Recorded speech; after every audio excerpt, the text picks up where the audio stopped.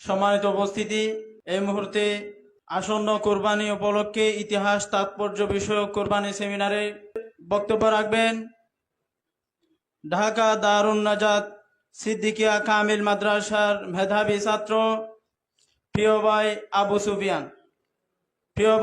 সুফিয়ান। السلام عليكم ورحمة الله وبركاته.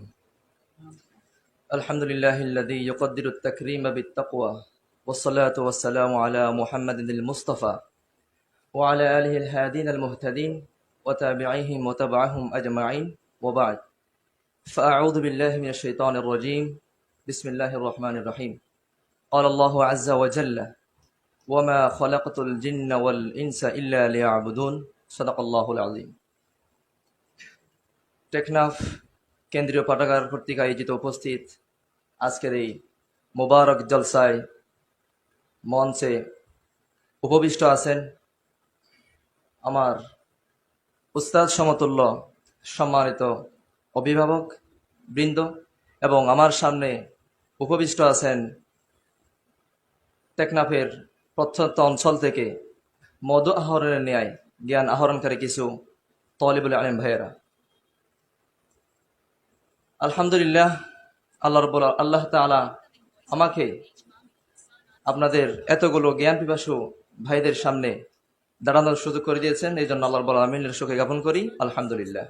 সেই সাথে দরুদ ও সালাম পেশ করছি রাসূল মাকবুল সাল্লাল্লাহু আলাইহি ওয়াসাল্লামের উপর।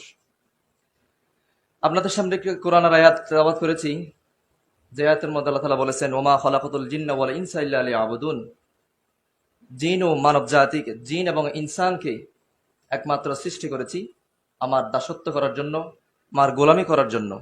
অতএব এই আয়াত থেকে আমরা সারমর্ম কথা বুঝতে পারি, জিন এবং মানব জাতিকে শুধু সৃষ্টি করা হয়েছে আল্লাহ তাআলার ইবাদত করার জন্য।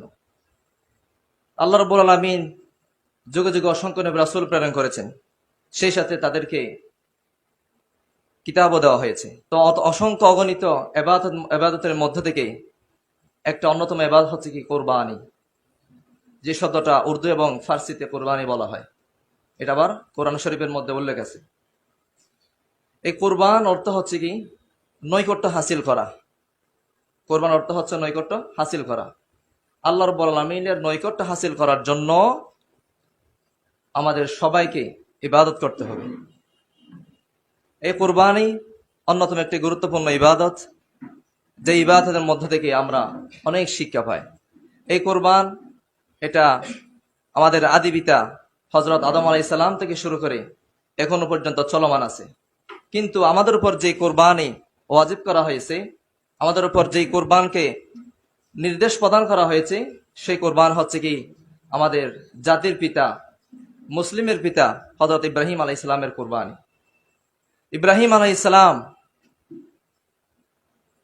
তার সময়কালে অনেক পরীক্ষার সম্মুখীন হয়েছেন, তিনি অনেক পরীক্ষা দিয়েছেন।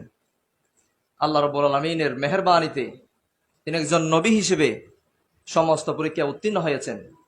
এজন্য তিনাকে গোটা মুসলিম জাতির পিতা বানানো হয়েছে। যেমন আল্লাহ তাআলা বলেছেন ক্বালা ইন্নী জাইলুকা লিন-নাসি ইমামা, আমি আপনাকে মানব জাতির জন্য ইমাম বানিয়েছি। বলুন না সুবহানাল্লাহ।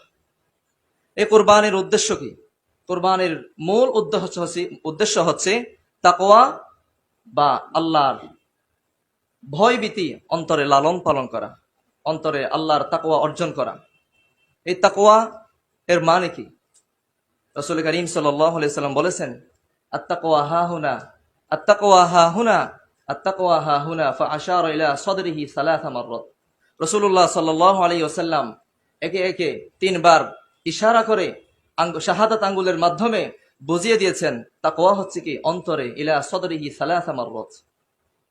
এই অন্তরকে যদি আমরা পরিশুদ্ধ করতে পারি, কিয়ামতের দিন আল্লাহর সামনে যদি আমরা কলবে সালিম নিয়ে দাঁড়াতে পারি, তাহলে আমরা পার হয়ে যাব। এই জন্য আমাদের সবাইকে কলবে সালিম দিয়ে যেন আমরা আল্লাহর সামনে দাঁড়াতে পারি, সেভাবে আমাদেরকে চলতে হবে। তাকওয়া হচ্ছে কি একটা কণ্ঠকাকীর্ণ কাঁটাযুক্ত পথের ন্যায়। ওমর রাদিয়াল্লাহু আনহু ইবনে কাবকে জিজ্ঞেস করছিলেন, আপনি কি কখনো কণ্ঠকাকীর্ণ পথ পাড়ি দিয়েছিলেন? তখন ওমর রাদিয়াল্লাহু আনহু বললেন, আমি এমন ভাবে কণ্ঠকাকীর্ণ কাঁটাযুক্ত পথ পাড়ি দিয়েছি যেন আমার গায়ে কাটা না লাগে। এখান থেকে শিক্ষা কি, তাকওয়া কি? তিনি যে একটা কাঁটাযুক্ত পথ পাড়ি দিয়েছেন যেন তার গায়ে কাটার আছর না লাগে। তদ্রুপভাবে আমাদের সবাইকে পৃথিবীতে যতদিন আল্লাহ রাব্বুল আলামিন হায়াত দিবেন ততদিন পর্যন্ত আমাদেরকে কোনো গুনাহ যেন আমাদেরকে আচ্ছন্ন করতে না পারে, আমাদেরকে সেভাবে চলতে হবে। তা আমরা যদি গুনাহমুক্ত জীবন কাটাতে পারি তাহলে অবশ্যই আমরা আল্লাহ তাআলার নৈকট্যভাজন হতে পারবো। আল্লাহ রাব্বুল আলামিন আমাদের সবাইকে কোরবানির মূল উদ্দেশ্য যে তাকওয়াকে উল্লেখ করা হয়েছে সেই তাকওয়া যেন অন্তরে লালন করে আমরা সবাই যেন মুত্তাকি হিসেবে আল্লাহর সামনে দাঁড়াতে পারি। ওমা আলাইনা ইল্লাল বালাগ। আসসালামু আলাইকুম ওয়া রাহমাতুল্লাহি ওয়া বারাকাতুহু। ধন্যবাদ প্রিয় ভাই আবু সুফিয়ানকে।